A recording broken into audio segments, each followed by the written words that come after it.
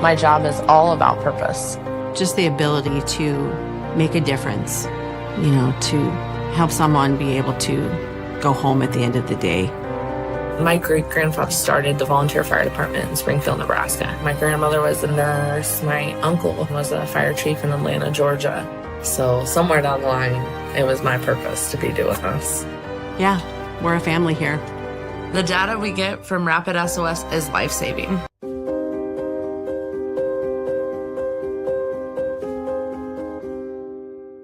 Have you ever met a 911 professional and asked, what's the worst call you've ever taken? Well, here's your answer. I heard your last breath the night you flipped your four-wheeler. I tried to call you the day you committed suicide by driving your car into a tree. Blue face, cold to the touch. I helped you with CPR after you found your infant face down, not breathing. It messed me up. I did everything I could, but it wasn't enough. You were with me from the beginning, Grandma. 27 years later, I took the 911 call when you died. How fitting to be there for me in the beginning, and I was there for you in the end. I miss you, Grandma. I am 911. This is but a glimpse into the world of emergency dispatch. But what is it really like to answer a call during someone's nightmare? What is the impact of the first responder answering the call? Available on Amazon or where you purchase your favorite books and ebooks. Imagine listening. Your worst day is our everyday.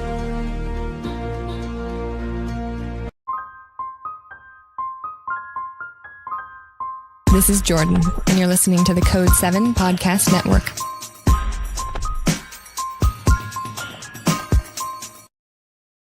Warning.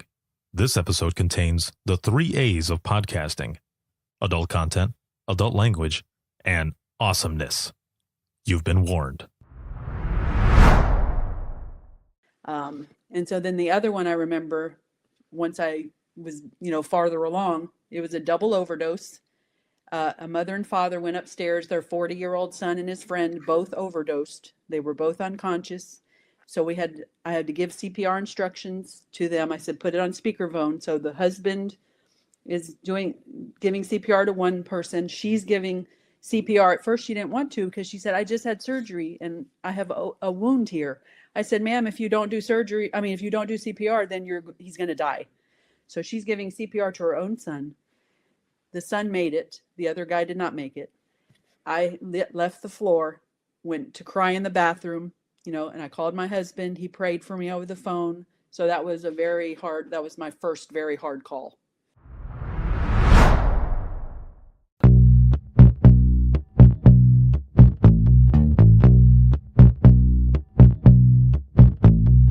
Welcome to Within the Trenches, true stories from the 911 dispatchers who live them.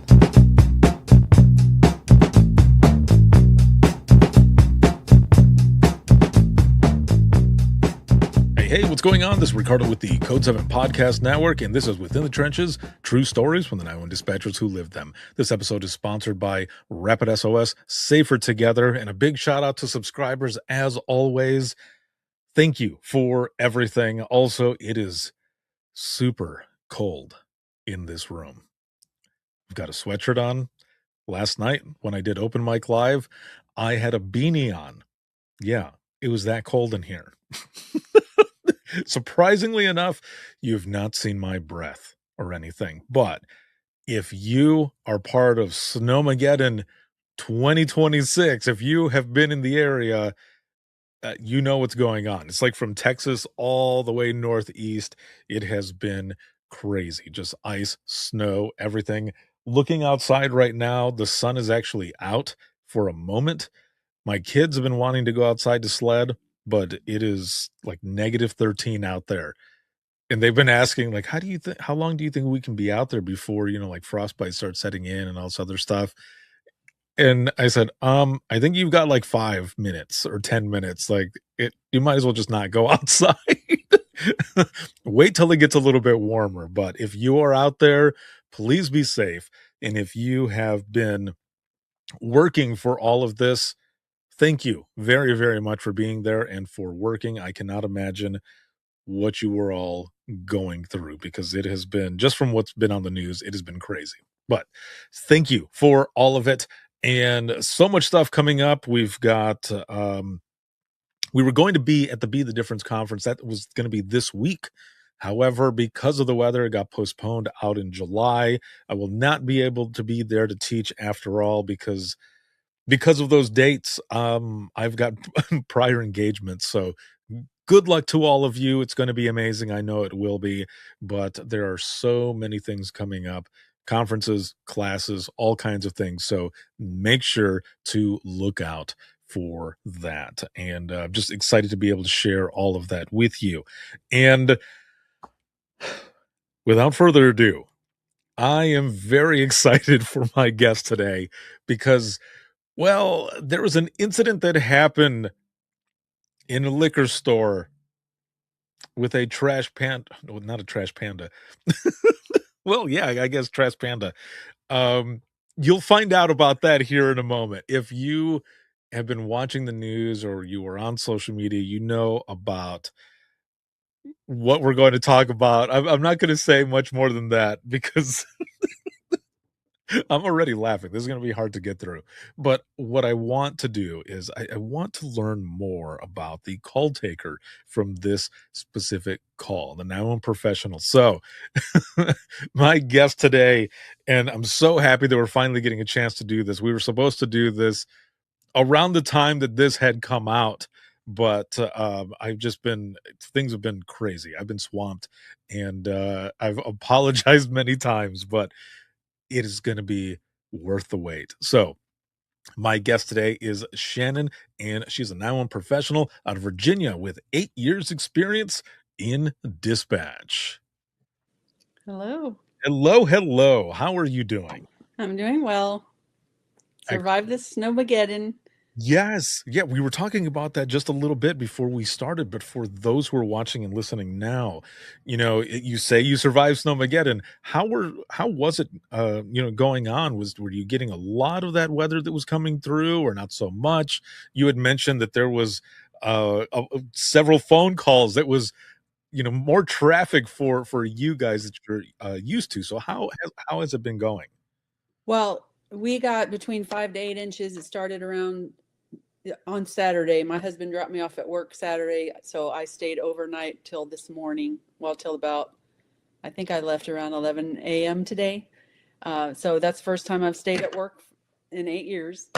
Oh And man. they had cots set up for us, but truthfully, it really went well. We were very prepared. We had people at our emergency operations center handling things, and people stayed home, thankfully. So we did not have a lot of crashes. We did have disabled. There's a few people, obviously, who had to go out, Yeah.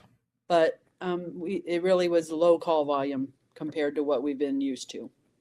See, and that is awesome to hear, and especially awesome because as we were saying before, and as we know, and a lot of people who are watching and listening to this know who are in public safety and 911 and such, and this is not against anybody, but sometimes people end up going out, even when it there are warnings that say essential travel or even just emergency travel, but people are like, nah man, I'm gonna go and do whatever, and they end up in a ditch sometimes. So I'm glad that those folks were listening and not going out, because that doesn't always happen.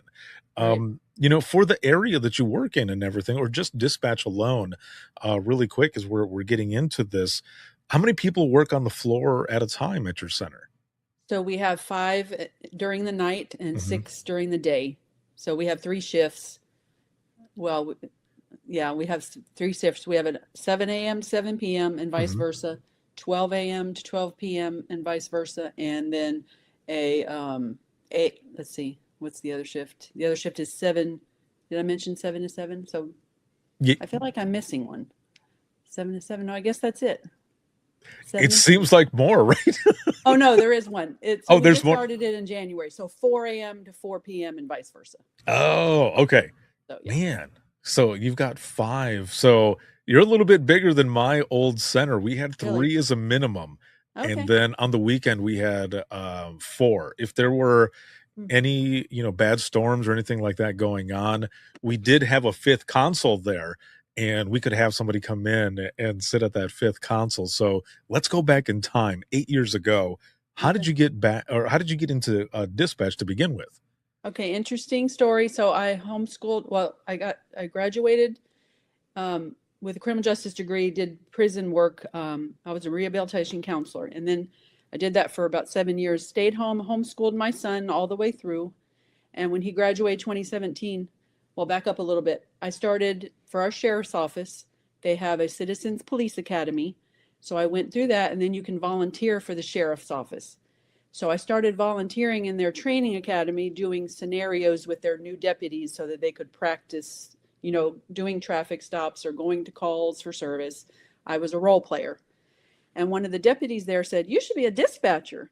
And I had just, once my son graduated, I'm like, I need to get a new job. So I applied for dispatch, and I got the dispatch job. And I still volunteer for the sheriff's department, but now I'm doing Yeah. the radio for them. Nice. At their training academy, I help them learn, how to use the radio properly and all that. Mhm. So, Oh, you get to show them how to use the radio properly? Oh, yeah, it's pretty snap. fun. Yeah, and so a lot of the training they get, as they're on taking ride-alongs and stuff like that, but Mhm. they are with me learning exactly how dispatch wants them to say stuff, or can interpret, like, how do you want me to say it when I want you to run a driver's Mhm. license, stuff like that. So they ask me questions like that. It's really great to work with them. That is pretty awesome, and Yeah. the fact that you ended up starting from, Citizens Academy, Yeah. that is interesting as well, because I remember working in dispatch, and we wouldn't find out, and I would be the supervisor on duty as well. We wouldn't find out until almost the last minute, where I would get a phone call from the deputy director or the director, and they'd say, "Hey, Ricardo, I meant to tell you this before I left today." I'm like, "Oh, what's going on? Is everything okay? You've got a Citizens Academy that's probably going to be," and we hear, "Brr," like, they're here right now. Okay. And yeah, and then they would just start laughing. They'd be like, "All right, well, good luck, have fun." Like, what? To give them a tour. Yeah, yeah, Yes, yeah, yeah. Mhm. exactly. Luckily, we had emergency management there, so they would usually go over there first and do what they had to do. But as soon as I hung up the phone, and there, someone is already talking over the intercom, we're like, Citizens Academy, and then they would look at me and I go, "That was the phone call right now. Right. Just so everyone put your crap away. Get ready because we're about to be a fishbowl right now." Right. Yeah, Yeah. because people would, they would walk in, and of course they would be looking in at us, and we're just sitting there, "Welcome to dispatch." And they go to the EOC, and they go through like a little presentation or whatever, Yeah. and we're like, "All right, here we go. They're going to be coming in." Mhm. So the people would come in, and they would just observe us, and we would be talking with them and everything else. So that's kind of cool. That's cool that Yeah. you got through that, and then you come in. Now, Mhm. did you, even though you got to see some of dispatch and everything, did you get to do a sit along, or was it just interview and you're coming right in? I don't recall ever doing a sit along, but I've had many people sit along with me now, Hmm. now that I'm doing it. But I don't remember ever sitting in there. I had a little bit of experience when I was doing the role playing. Another dispatcher that I didn't know then would come in and help a little bit with that. Or one of the deputies would have a radio and pretend to be the dispatcher there while we were doing scenarios. So you had your interview and everything, and then you end up finding out you get the job. So Yeah. how are you feeling at that moment? Once, as soon as you hang up and you're like, "I got it." I know, I was so excited, and I had really prepared, like, I learned all my 10 codes ahead of time. I learned, because I was hanging around the deputies a lot, so I knew a lot about their side of it. Mhm. So that's part of what I said in my interview and stuff like that. I truly prepared. I really wanted this job because I was older than a lot of the people that normally apply for this job. I was 47 when I got this job. Mhm. So I was super stoked. And I was nervous, very nervous, because I'd never spoken on the radio and stuff like that before. So I was very nervous. See, and you know what I love about that is there have been, I've seen this on social media. I've heard people ask questions or whichever, but excuse me. What I've heard some people say is don't some people try to get in, to dispatch when they're at an older age or whatever, and sometimes they don't make it because it's so fast paced and all this other stuff. But man, I don't believe. I mean, you're a testament right there. You're proof right there that anybody can come in and learn how to do this as long as you really work at it, right? And you Yeah. really want it. I mean, like you said, you were prepared right there. You ended up going through all of your codes, and I mean, you were excited. I mean, I can feel your energy just the way you're talking about it, that you were that excited to do it. And I think that is awesome. Well done. I applaud you. Well Thank done. That you. yeah, that is awesome. Yeah, I mean, I worked really hard. I was taking notes every time I did sit with somebody when we were in the academy. They put us out on the floor and sit with people. I mean, I had a million questions I would ask them. I would write notes. I mean, I really worked hard to do the job. And I had to do remedial for my strongest radio now is police. I had to do remedial during police training. I was, they needed to get me over that hump of struggle that I had. Mhm. But I know you're talking about training a little bit more, but yeah, it was not easy to do. But and one of the things that I appreciate is my boss has told me now she started in Richmond, Virginia, which was, or in New York. She started in New York City, which would be way different than where we are right Oh now. man. But she told me that it would be very hard. She would have not been able to do the job starting at the age I did.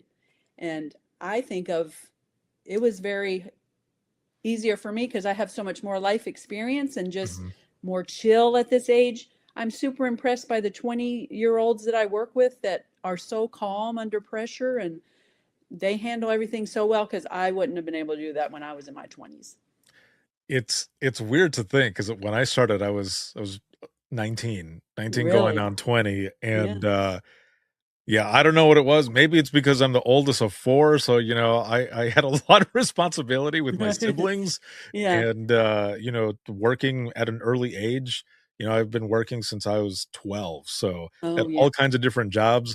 I don't know, I just add that to to, what, probably helped me get through it and everything, but I love the way you put that, just more life experience Yeah. and just more chill. I mean, that is spot on. That is right on. So when you walk in that first day to start Mm-hmm. and you're looking at everything, like what are you looking at? Is it multiple monitors, multiple people? And also, how are you feeling walking in for that first day?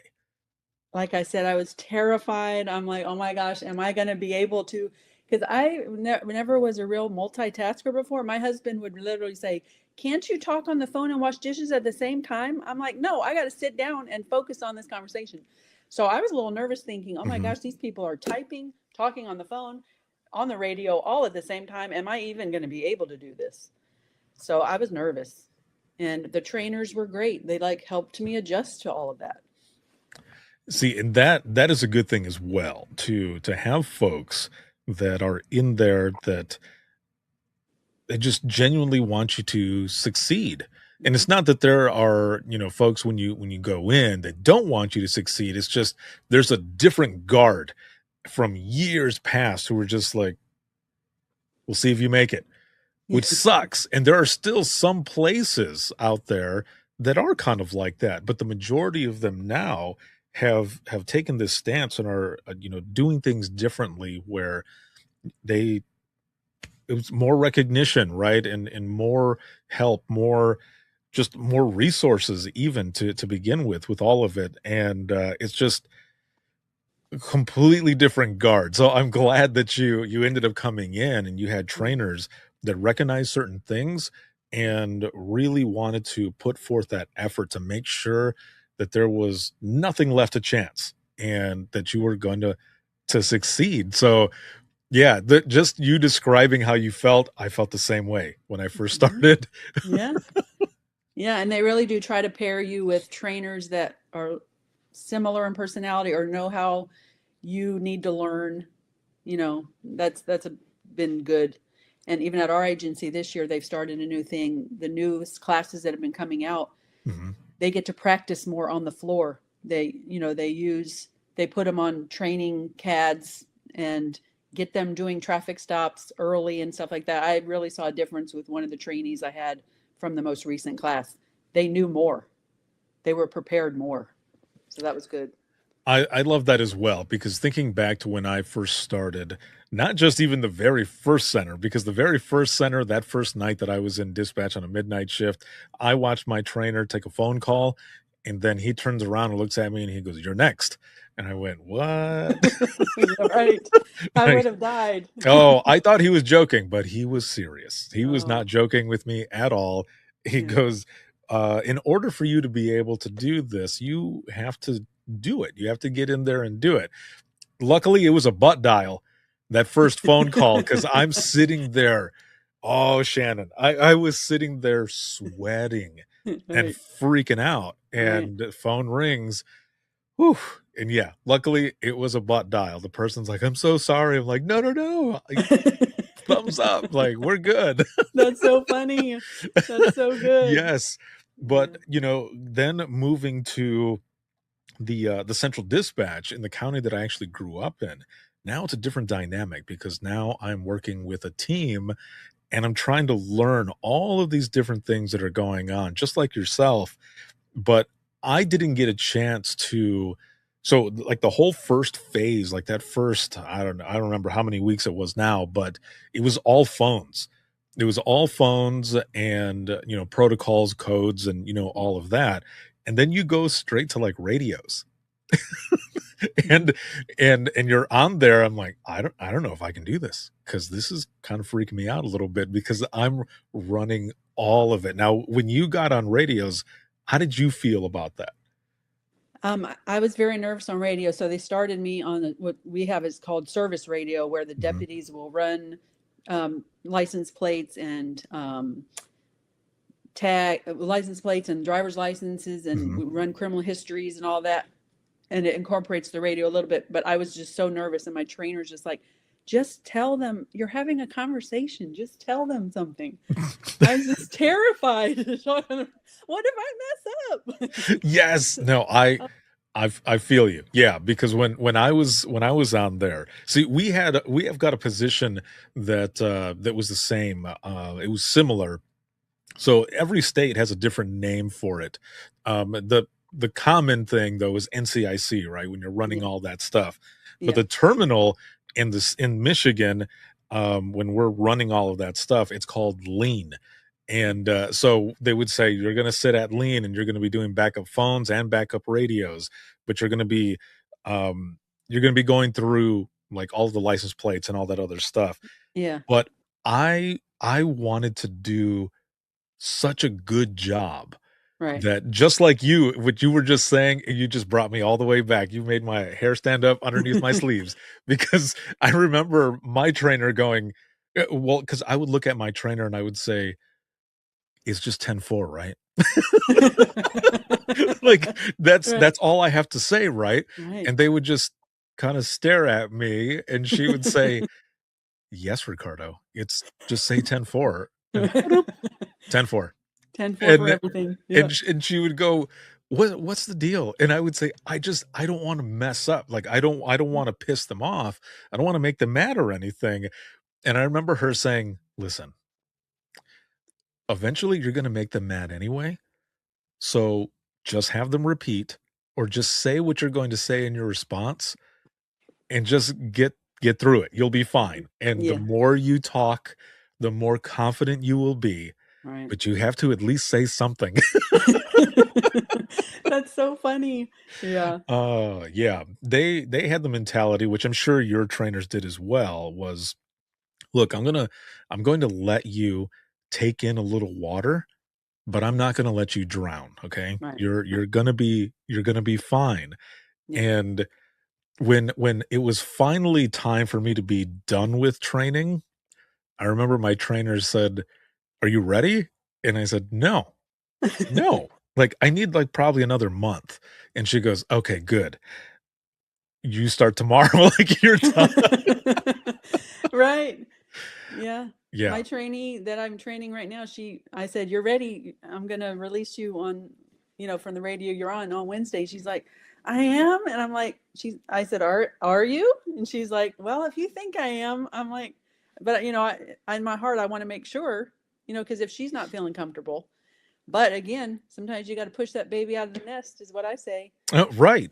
Yeah. Yeah, Yeah. yeah. No, you definitely do. So, going back a little bit, do you remember um maybe not just like your very first call that you took, but some of those earlier calls that you had taken? Do you remember any of those?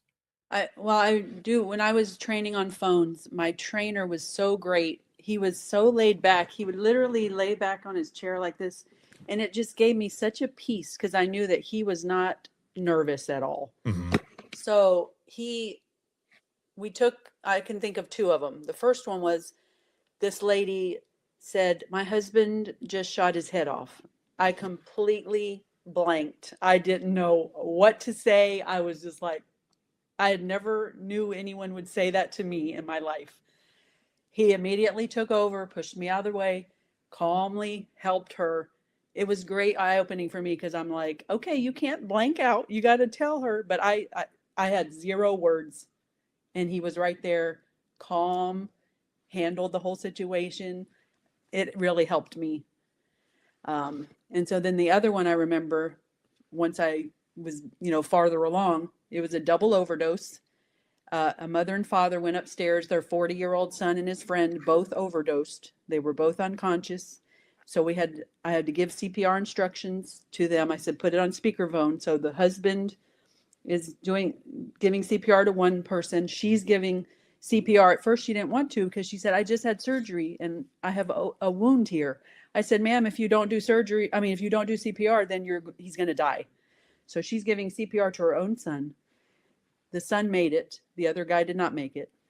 I left the floor, went to cry in the bathroom, and I called my husband. He prayed for me over the phone. So that was that was my first very hard call. Oh man. I am I'm glad that you had that moment to be able to step away because as we both know in 911 anything can happen. And it's not just one emergency that's going on, right? And sometimes you get the chance to step away. Other times Yeah, there is no time. So exactly. I'm glad that with that first, kind of hard call that came in, that you were able to have that moment to step away. Yeah. Um, but also that other one too. I mean, that has to be probably one of the most shocking things to the senses Yeah. is to hear someone say that, and that is the moment when it all becomes real. Yes.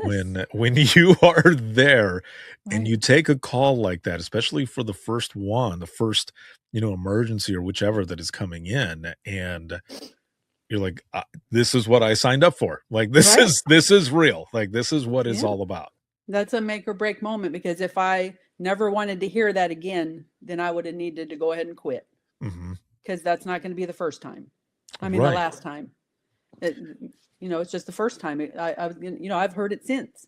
So yeah, And the fact that you went back mhm. after Yeah, that, after the one, you got a chance to go, like you said, you called your husband and everything. You had, your emotions come out and all of it, which is good. I'm glad that you did and not held it in or anything. But the fact that you went back, that says yeah, a lot too. And I think there's a lot of folks that I've spoken to over the years who have taken calls similar in nature and priority where they have said to me, I'm glad that I went back in because mhm, had I gone home, yeah, I probably would not have gone back at all. I would have just said, yeah, you know what, this is too intense. yeah. And they went back and so did you. So well done because you're on 8 years now. So you Thank you. you end up, yeah, Yeah. exactly. You Well, I you think go through your go ahead. what when I talk to deputies, I'm like, I couldn't do your job because you literally were there with that happening. So I Mhm. think the layer of being away from it, just being on the phone with it, helps me. I don't think I would want to see it every day. I couldn't be on the And road. it's interesting that you say that too, because there are a lot of officers that I've spoken to who have said, I could never do what you guys do. Yeah. I would, for example, there's a video that I did that came out recently, and there was a comment there from someone who's an officer. And the comment, I'll just s- say what I remember. I can't say it verbatim, but basically what he said is, I'm a cop and I couldn't do what you guys do. If someone is shot, I'll go out there, I'll see it, and I will deal with it. However, taking the phone call from a mother who's screaming because someone has been shot, Yeah. they're like, I couldn't do it. I Okay. couldn't do it. Mhm. So it's interesting that we couldn't be out there, right? Some of us could not see that or whichever. And even with video to 911, luckily there's a blur feature and all of that so that you don't actually have to see it. Yeah. But they those out in the field can't do what we do. And I think it's also because of the fact that a lot of times we don't get that closure, right? Mhm. And we are basically putting together these pieces to this traumatic puzzle that is going on, whatever it is that we're hearing that makes it that much more real for us because the imagination is a powerful thing. It's true. And And yeah, I'm actually thankful that I know most of the deputies. So if I have a question about what happened or whatever, Mhm. then I can usually ask somebody and be like, hey, um, I can at least get that part of closure because you're right. We don't get that all the time. And you get 500 calls after that and you almost forget about the other thing that happened that you wanted to know about. Right. Yeah, it's that that gift of closure is everything because I know a lot of the calls that I took, I did not get that. And one call that and I'm still good friends with one of my coworkers. I actually grew up with her and her husband was a sergeant who was out on this one specific call where I had to do infant CPR and everything, but they had a detective go out there. So the whole situation, I won't go too deep into it, but the whole situation just kind of messed me up a little bit and because she was a supervisor at the time, I hadn't been promoted yet, but I remember I hang up the phone and she looks at me and she goes, are you all right? And it was probably for the first time because I had started working on myself and everything, the first time that I actually said, no, I'm not okay, versus what I used to say before, which was, oh yeah, I'm fine, of course I'm fine. Yeah. And she said, well, what do you need, what can I do to help? And I said, just have your husband come up when he's done, if he can, because I need to know. Yeah. So he ends up coming up and he sits next to me and he says, what do you need, man? And I said, I just need to know everything. And he told me. And to this day, when I talk to him, I will say thank you to him Mm-hmm. for that gift of Yeah. closure because it means so much. It does. Because, like you said, we fill in the blanks. And I mean, we make up stories about stuff. When we have calls, we're like, oh, this probably happened. That probably happened. We don't know what Right. really happened. Yeah, Yeah, exactly. The imagination runs wild. it And does. and sometimes when we're taking these calls, what we're creating in our heads is worse than what is going on Yeah. out there. Yeah. And then some of the training, this happened recently. I took a training where Gabby Petito's dad gave a training, Mhm. about domestic violence. Yeah. And then now, since then, when I hear a call and a lady can't speak very well because possibly she's been choked, she doesn't tell us that. It affects me more because I'm like, she's probably been choked. And it's sad because it happens a lot. Yeah. It's how interesting is this profession as well, Hmm. in how trained our ears are Yeah. to hear so many different things within the environment Hmm. of that call Yeah. that you're just picking them up and picking them up and picking them up. And in this one class that I teach, I'll ask dispatchers sometimes, I'll say, so how many of you use your dispatch superpowers just everyday life? Like you could be sitting there at at a restaurant and you're hearing like 5 tables away what's going on, and everyone's, Yeah. "What are you listening to?" Like, "That person's in trouble." It's so true. You can listen to two things at once.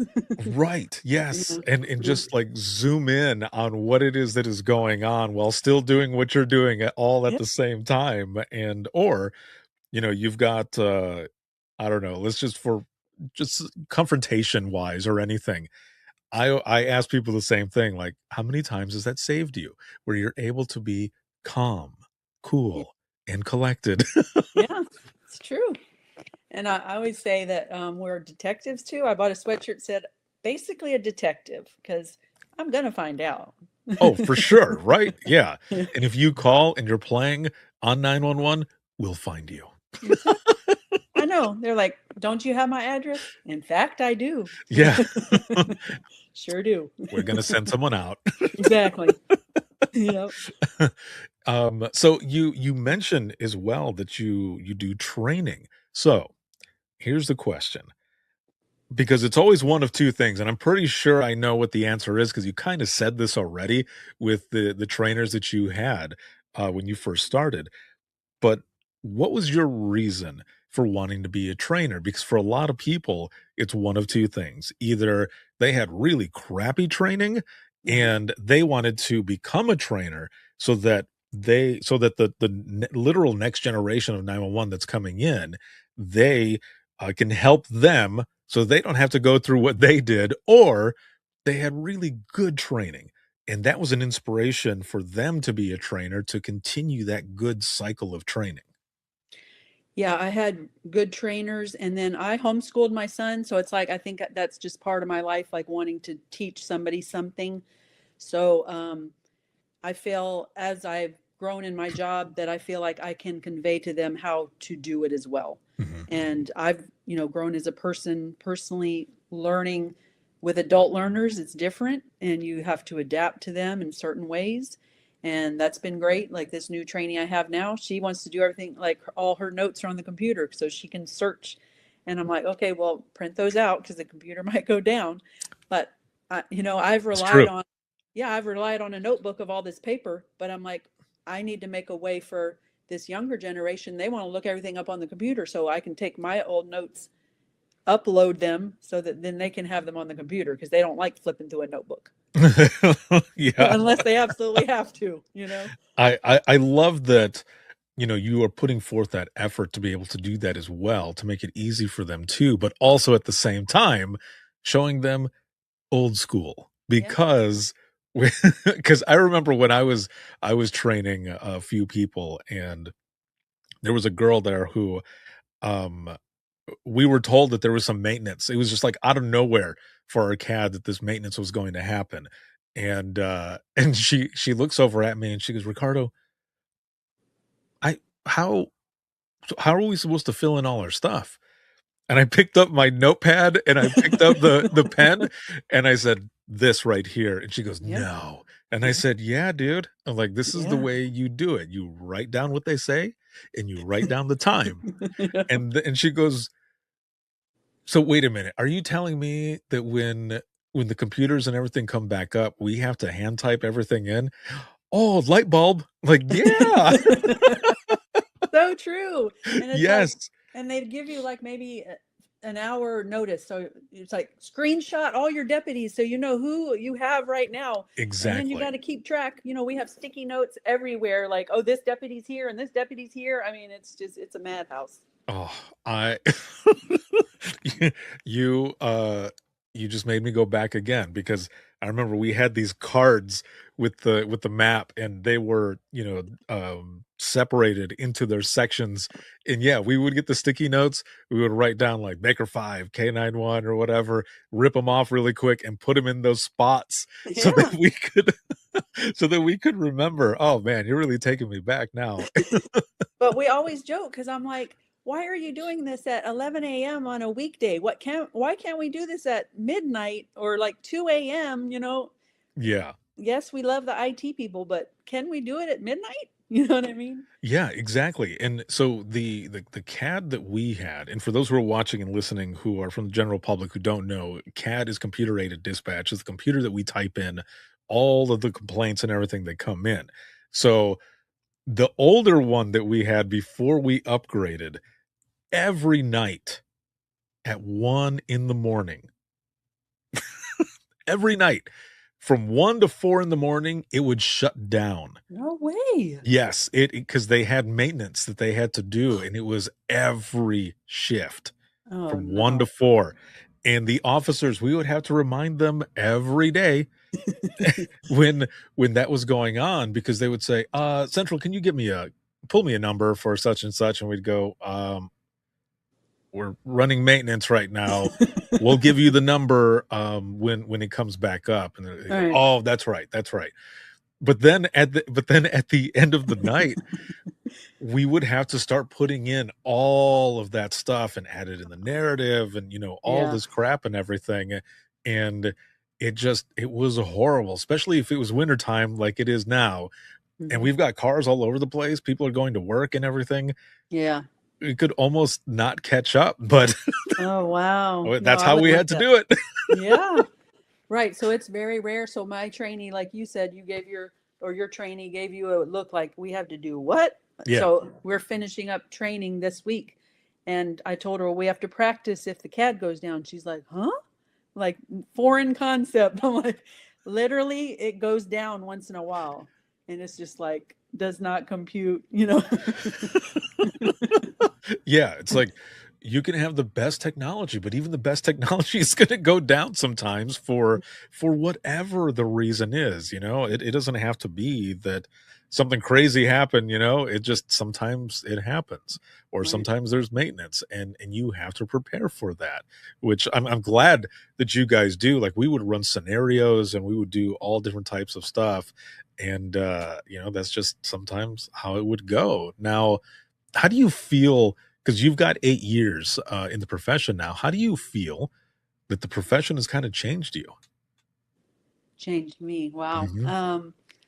Definitely jaded, and I don't want to say less compassionate because I feel the compassion is there, but I have to actively remind myself, and I've done this a lot this past year because I found myself no compassion. Hmm. This, I may have taken 25 calls in a row, but this is their only call. The caller has called with their emergency. They haven't called 25 times. Hmm. I've spoken to 25 different callers, but this person needs my undivided attention and my help. I have to make myself do that. Hmm. That's not natural anymore with all that we've seen and heard. It's like you become desensitized is a good word because you hear so many crazy things. I mean, I watch crime TV and everything like that, and so I'm become desensitized that way too. So I literally, you have to make yourself remember that these are real people who have that's their only emergency and they need your help. Yeah. And I think, a lot of times with that as well, that's why conversations like this is important because I have told people, you might hear my voice and it might sound cold to you, or it might sound like I don't care. However, my voice has to stay level just like that in order for you to remain calm Yeah. because of whatever nightmare you're living through right now. And it is my job to do that. But in the back of my mind, I'm freaking out just like you, man, because I Mm-hmm. am human. I'm Yeah. human just like you are. And I've had so many people call in, and it's hard a lot of the times to keep that level of everything that is going on because that's how powerful the tone of our voice is, no less. Just the tone. If Yeah. someone calls in and my voice is a little off, and there would be some times that I would just I'd have to check myself. I wouldn't knock on my head, but Yeah. I just like in general I got to check myself, like, your voice is, because you can tell when you're talking, you're like, oh, I need to take a deep breath. Right. But it's, I mean, 12 hours, right? And Mhm. you mentioned that you stayed there because of the weather, and I remember staying because of the weather as well, and there would Yeah. be times where, people would call in, for work, and because I'm the one who's there in the room because I stayed the night, I'm now getting forced over for another shift that I didn't know was going to happen, of course, because, the person got sick or whichever, but because I'm the one that's there and nobody is answering to take that overtime, Yeah. it is I. Yeah. Exactly. And I mean, in the past, it's been my 11th hour of my 12-hour shift, and I'm done. And I'm like, I'm not as nice as I should be. So I've learned from that, because that person who called in my 11th hour, Mhm. they don't deserve my attitude. That the fact that I've been at work for 11 hours has nothing to do with them. That is Right. their emergency, and they need me to be as fresh as I was on hour one. Yeah. So it's something you have to work at, because Yeah, and yeah. I love that you say that as well because of the fact that you're aware of it, and that's a good thing. That is someone who does truly care about what they do, because there are some folks who aren't aware of that, and sometimes those folks are the ones who end up in the news, and you're Yeah. like, it Yeah. and it happens, it happens with some folks, and we just have to, continue to work to be just a little bit more aware, right? But there's just so many factors that play into a lot of this that happens, especially if you are on, like your third infant CPR in a row, and you're like, please, like, a win, like, just give Mm, me a win, like, right. that's, and I don't know if in these 8 years, if you've noticed this or not, but one of the things that I always say to people, because it was something that I noticed, it was like I would take hard call after hard call after hard call, and whether you wanna call it the dispatch gods or the dispatch universe or whatever, it's like they roll the dice and throw you kind of a funny or outrageous one, Hmm. and you're you don't notice it right away, but after you're done with that call, at least and this is just from my experience, I would think, "Thank you, like, I needed that."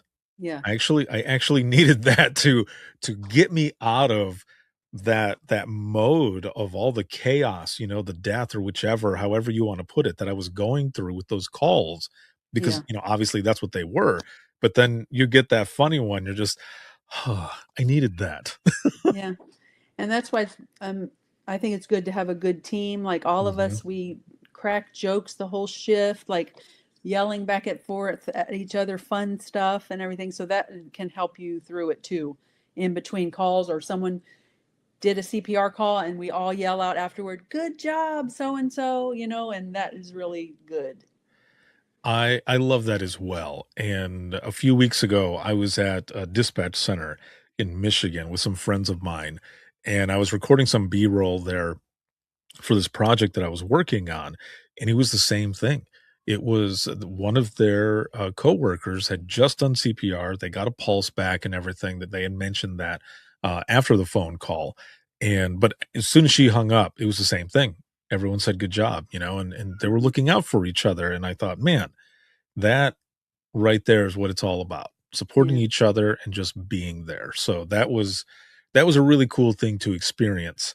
Yeah. Um, so I know I asked you about some of these calls in the beginning, and I don't know if it's the same or not, or if it was a different one, but if you feel comfortable sharing, a call that just kind of sticks with you.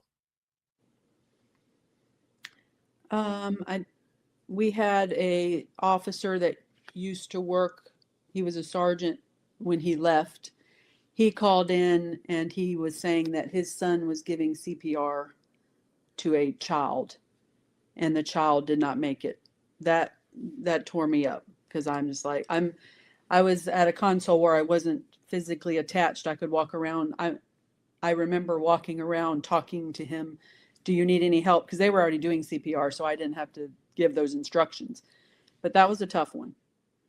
We have a child, that happens to. That's hard. And I think that what makes it even harder sometimes for a lot of us is, if you have kids and they're around the same age, I feel like a lot of the people that I've spoken to on this program, or just in general, out of these couple decades that I've been in public safety, that has been one of the big things there. They have a kid that was around the same age, or they've got a niece or a nephew, or something like that. And it really hits hard. And that infant CPR that I mentioned earlier, excuse me, where I'd gotten that gift of closure, I remember coming home, and my son, who at the time I believe was about 4 years old, and he runs up and he's like, "Dad, you're home," and I hugged him, but I remember I hugged him tight enough that he winced. He was just like, "Ooh," and I went, "Oh yeah, yeah, I'm hugging you too tight. I apologize." But I just remember him asking what was wrong, and I said, "Dad just had a really hard day at work today." But I think in general, you don't have to have kids. I think just in general, Hmm. the elderly, little kids, stuff like that, or people that are just, in bad situations, it really hits you because sometimes you just want to reach through the phone and give them a hug, you Yeah. know? And you can't do that. You've got your voice, which is why I say it's your most powerful superpower that you have. Hmm. But it's a hard thing when people are calling in, and it's just that, I guess, that innocence, in a sense, where you just wish you could just hold them and just be like, it's gonna be okay. Yeah. Whatever it is, it's gonna be okay. And it's a hard thing to get through, but you gotta get through it. Yeah. I was thinking that it seems like calls that have affected my coworkers have Mhm. affected me as well, because I remember one of the older men that used to work there, he retired, but he took a call where a mother rolled over on her baby and the baby died. He's crying while he's giving her instructions or trying to get her to focus. She was screaming. He never got her to calm down. Mhm. And then another coworker recently was trying to help this couple with their baby. These men being affected by these calls they're taking affected me. I'm just like, I hated for them to have to go through that. They have to deal with those calls now, but it affected me seeing them go through that. Yeah, the vibe that comes off from folks, like, you realize how connected we are Hmm. when you're going through things like this and experiencing these things that not a lot of people do. And I believe, I would say it's probably the same thing for all of you in your experience that it was for myself and my coworkers, where every so often I will talk with them and I'll just say, no one is ever going to know what that was like except for us, Yeah. because we experienced it and we experienced it together. Yeah. And it's in all places. Yeah. And we are hard on ourselves. So that's one, particular one that just happened. He's like, man, I should have done this, man, I should have done that afterward. And I said, you know what? You were the one that was supposed to get that call, because we both went like this at the same time. He hit it first, to answer the phone. He hit it first. He was an EMT before. He was the one that needed to give those people instructions. I don't have that background. I was so glad he got that call. Not only that, I just didn't, I hope I would have done fine. I don't know how I would have done, but he handled it great. He had the life experience. And so I just tried to encourage him. Don't think about what you should have done. You did all that you could at that moment. I love that. And I'm right there with you. I'm a firm believer. I tell people all the time, I'm a firm believer that there are some phone calls that are meant for us because of whatever experience we have, whether it be in our past, whatever it is. Yeah. Some of those calls are meant for us. And like you said with your coworker there, Yeah. and that's why, because there is that experience where, like you said, you wouldn't be able to speak to those moments the way he could, because he's got that experience. Right. There was a gentleman that I talked to who, we were in a class that I was teaching, and I remember during one of the breaks he walked up and he goes, something that's really bothering me that you said. And I was like, oh no, what did I say? But he goes, you keep talking about how some of these calls were meant for us. And he goes, there was this one call, he goes, and if that call was meant for me, it had a bad outcome. And I said, well, tell me a little bit more about this call. So this call, it had to do with the caller, I think it was her son. He was having an issue, and he's an amputee.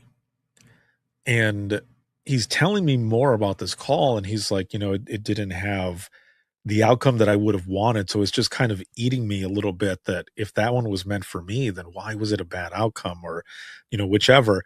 But then he goes and lifts up his pant leg. He too is an amputee. Oh, wow. And I looked at him and I said, bro, like that right there, that is the reason. Excuse me. I said, you were able to talk to that mom and give information that I would have never been able to do. Yeah. And he goes, yeah, but, and I said, don't dwell on the fact that it was a bad outcome. Instead, think about the fact that you were there to help the mom and speak to them in a better way than I could, because you too are an amputee. And even though it wasn't the outcome that anybody probably wanted, you can at least reflect on the fact and give yourself some grace that you were there for that person in their time of need to keep them calm. That you can hold on to. Yeah. And he just kind of was like, okay, all That's right. good. And then he went back and sat down. But I thought, what are the odds that, that person was an amputee as well, the call taker? Like, Exactly. that's why I say some of these calls are meant for us. Right. And It's true. so with that said, though, I know what you want to get to. With that said, like this is an interesting segue, because there's a call that you took, which I don't know how this would work, that it was meant for you, but maybe you have a twist on this. I don't know. But I'm going to play this first. So everyone who's watching and listening, I mentioned in the beginning about a trash panda. Okay. And so I'm going to play this, and then we're going to talk to Shannon about it. Okay. So let me throw this on the screen here really quick, and we'll go from there. So, all right, here we go. So we got some brand new video tonight of an intoxicating thief making headlines tonight. But just so we're clear, this is not a panda. Which I was today years old when I found out about that raccoons are called trashed pandas. That's nice. That's a thing. But we already called it a raccoon. So you That's can't what it go is. rebranding what we've already called it, right? Yeah. So you may have heard about this raccoon, right? Who went on a drunken rampage in a liquor store. He was thirsty. Yeah, he just wanted a little drink in Ashland, Virginia. Here's some new security video we're getting now. You may have seen the pictures by now. Not So you the can see that security raccoon video. right there. He broke into the closed store Saturday morning and heads straight for the bottom shelf, stocked with scotch and whiskey, the hard stuff, huh? Oh, he's got fine taste. Yeah, shattered the bottles, knocked down a ceiling tile, and left alcohol just pooled all across the floor. Okay, so here's the thing, though. By morning, this raccoon is everybody. Passed out on the bathroom floor, fast asleep from his drunken escapade. Animal control had to sober him up pretty quickly and set him loose. Let's see if he does that again, right? Wow, the fact that he knew exactly where he wanted to go and just he got locked in and knocked out at the same Couldn't time. handle it. All right, he's a lightweight. Okay. Let me stop sharing this here really quick. All right. So you took this call, right? Yes, and I was also the dispatcher for animal protection that day. So I did both. So yeah, so the guy calls, he says, I work for the ABC store in Ashland, and somebody broke in and got into the bottles. So we are very directed by protocols. So that wasn't enough information for me. So I'm pretty sure I said, well, tell me exactly what happened, because a person breaking into a store versus a raccoon breaking into a store, that's two different protocols. So uh, he said, well, actually, it was a raccoon, and there is alcohol all over the floor, and he is now in the bathroom spread eagle in between the trash can and the toilet. So I re-listened before this podcast to the call, and I cracked up on the phone with this guy. I'm like, are you serious? And so it was just a funny call. Oh, I so when he tells you who the suspect is, I mean, you kind of said it already, but your thoughts, like in the back of your mind, because there's the thoughts that you say out loud, but in the back of your mind, you're probably like, this can't be real. Like, True, because at first I'm thinking, okay, is it a breaking entering or is it a vandalism? So those are my two choices as far as a person. yeah, But then he says it's a raccoon. I'm like, okay, now my brain completely switches over to I've got to do this, animal protection call. right. So then I'm just like, what? And so then some of the camaraderie you have, as soon as I hang up, I yell in the whole room, you guys, you got to read my call. So then everybody pulls the call up and reads it, and we're all dying laughing about that. So how did you say this over the air? How did So you give this out? Yeah, I think I said, copy a call at the ABC store in Ashland, and she says, go ahead. This Officer Martin that works for us, and she said, go ahead. And I said, the ABC store, a panda has broken in and drank smashed up some of the bottles and is now passed out on the bathroom floor. So she, I guess, holds her laughter in or whatever. She's like, 10-4, I'm en route. And then later on, when she clears, she said, well, I've picked him up. I'm giving him some time to sober up. Then I'm going to release him to the wild. So we were laughing about that as well. Oh my Lord. That that is amazing. I saw this and I thought this has got to be fake. Like this is because there's so many videos out there right now, right? With AI that some of Right. them you can't tell if it's real or not. I know. And so when I saw this, I think I was scrolling on like X or something, and formerly Twitter. So I'm scrolling through and I see this and I thought, this isn't real. And then I looked into it a little more. I was like, this is real. I was like, holy crap. So I started sharing it and stuff. And then your coworker was like, that was our center. That was us. My coworker took that call. I was like, I got to get a hold of you. I need to have you on to not only share your story, but to also share this story because you don't always get a lot of this. So no, and so like what you said, when we have all these intense calls and then you get something fun like this, and this has put our little county on the map. Like we have a little town, Ashland, in the middle of our county, and I mean they've raised hundreds of thousands of dollars for our animal protection agency. So what? With the shirts that they put out, and then they had cups and all this, whatever this agency is that produced the shirts, they donated all this money. It's been really great. Are they still selling shirts? I'm gonna have to buy one. Oh, definitely. Yeah. Oh, okay. I'm gonna have to look it up. Yeah, look it up, or I'll send you the link. Oh yes, please. Yeah. Yes, that is great. Yeah, this was I it's just so funny. And on the screen right now, all I see is the raccoon just laying there passed out.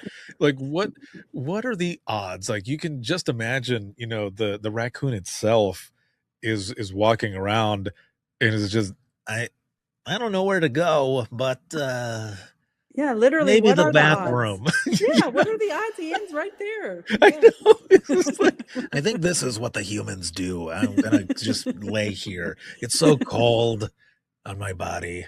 That's so funny. I know, right? Oh, my goodness. that is excellent. Thank you so much for what you do in our profession, for coming on, for sharing your story. It has been an honor to have you on and share your story, but also to talk about this raccoon and stuff. Did you guys name it? I think there's some names floating around, but not personally in our center. I don't Oh, think we okay. need it. Yeah. Oh, that is funny. Yeah. So I've got one last question for you as we go into the wrap up of this. Again, it has been awesome to have you on. And my question is, I will preface this question with this is not to change anything, because there's a lot of stuff that we go through in this profession that bring us to the state that we're in right now, right? And our thinking, all of that, any hard lessons that we learned along the way. But if you could go back in time to talk to yourself at the beginning of your career, what is something that you would say to yourself? I think I would say don't allow yourself to get jaded or like, again, what we talked about earlier, treat each caller gently the way you would want to be treated if you were the one calling 911. And also, don't get wrapped up in any work drama, because that can happen. And like, we are such a close team, but then we can be negative in a lot of ways if somebody doesn't do something exactly like you want them to, or you know what I mean? Like, personalities don't always mesh. That's okay, because people are so different. I'm sure there's people that don't want to work with me sometimes, but like, we are a team that really has each other's back 100%. I know if any of us needed each other, we would be there for each other. So I would tell myself more to let some of that negativity go. And I love that. yeah. And just really be there for your callers and your responders, because that piece is very important to me, being there for the police and having them depend upon me and know that and the fire and EMS, that they can depend upon me, that I'm listening to them, whatever they need, I'm there for them. Perfect. Yeah. Thank you again so very much for being on and what you do in this profession. It has been awesome to have you here. I appreciate you even considering it. It's been quite a blessing being on here. Well, thank you. That was good. I had so much fun with you. This was so good. I took you back to your beginning days on some stuff. Yes, you did. Oh man. I had some flashbacks there. I'll be right back here with you in just one moment if you hang tight. And for those who are watching and listening, if you have any comments, questions, you ever want to be a guest on the show, you can email us. The email is wttpodcast@gmail.com. But the easiest way to do all of this is to simply go to links.co/IM911, and that is links with 2 i's.co/IM911. You'll find everything there: email, social media, where to follow, where to hear the latest episodes of the Within the Trenches podcast, as well as the Imagine Listening podcast. The link to the free community, which is the Trenches. I've got over 200 hours of free continuing education there for 911 professionals.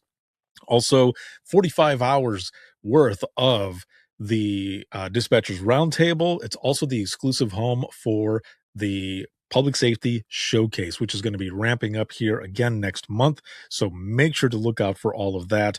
Again, the link is on there for the Trenches community, and it's all free. So make sure to check it out. There's also links on there for the Imagine Listening books, Volume 1 and 2. I'm going to be working on Volume 3 soon, as well as the audiobook for Volume 2. And then for any dispatch or podcast merchandise, you can find it all there. Once again, it is links with 2 i's.co/IM911.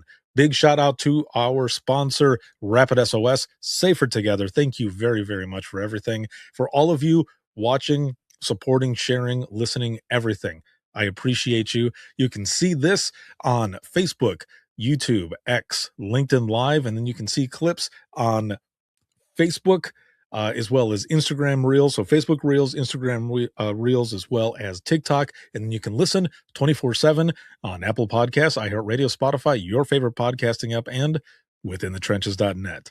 Have a good one, everyone, and we will see you all in the next one.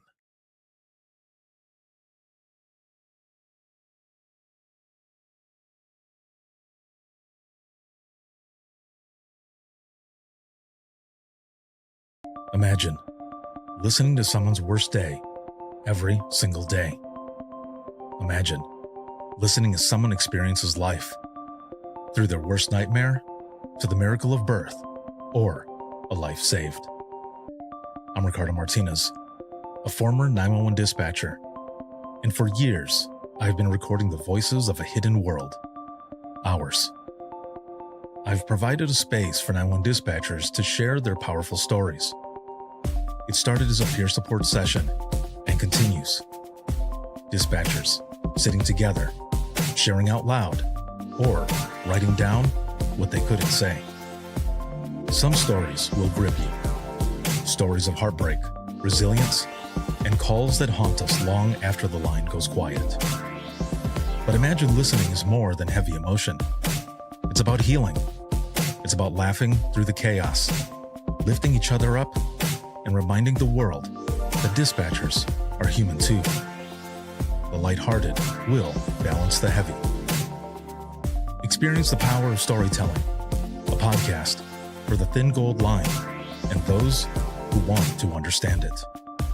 This is Imagine Listening. Your worst day is our everyday. Subscribe now wherever you listen to your favorite podcasts.